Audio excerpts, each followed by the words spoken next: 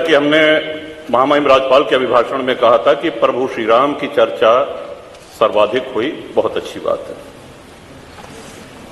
Doctor Lohia को मानने वाले लोग भी ये मानेंगे कि डॉक्टर लोहिया ने जन सामान्य को भगवान श्री राम के आदर्शों पर चलने की प्रेरणा देने के उद्देश्य से प्रतिवर्ष रामायण मेले का आयोजन किया करते थे।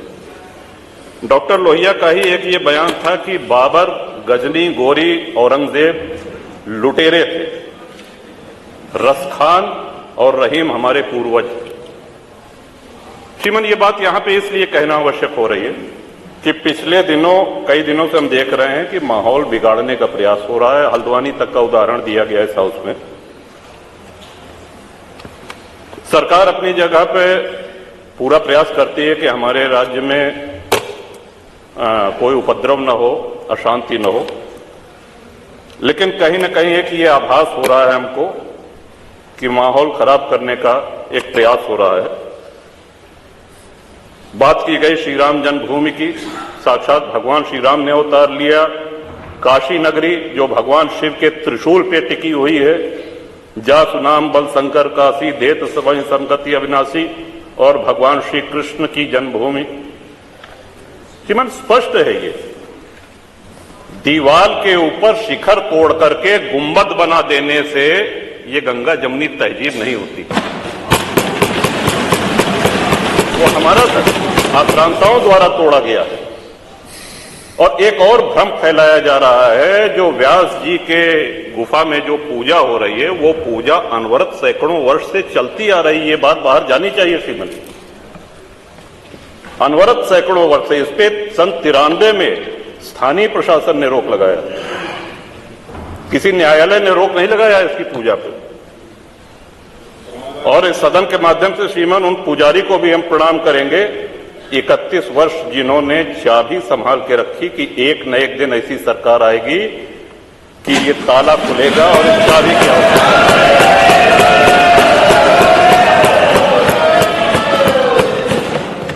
अल्लामा इकबाल, फिर वही होता है कि आधा अधूरा बोल दिए जो है पूरा बोलना चाहिए। अल्लामा इकबाल पहले वो व्यक्ति थे जिन्होंने कहा कि हिंदू और मुसलमान एक साथ नहीं रह सकते। पाकिस्तान के आइडियोलॉजिकल फादर, इसने कहा कि मुस्लिमों को अलग देश चाहिए। जिन्ना को रास्ता बताने वाले, जिन्ना को उकसाने वाले, और पाकिस्तान के पक्ष में भारत के मुसलमानों ने वोटिंग करी, जिसमें 98% लोगों ने कहा कि हिंदू और मुस्लिम साथ साथ नहीं रह सकते।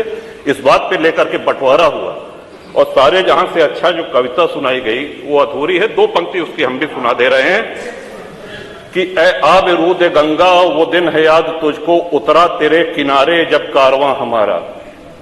कि गंगा के वो मैदान तुमको याद है जब हमारा कारवां उधर से आक्रांताओं का कारवां आया था। ए आब रूद गंगा, वो दिन है याद तुझको, उतरा तेरे किनारे जब कारवां हमारा। चीनो अरब हमारा, हिंदुस्तान हमारा, मुस्लिम है हम, वतन है सारा जहां हमारा। ये तरानाए मिल्ली की पंक्तियां हैं, अल्लामा इकबाल ने 1910 में लिखी थी श्रीमान।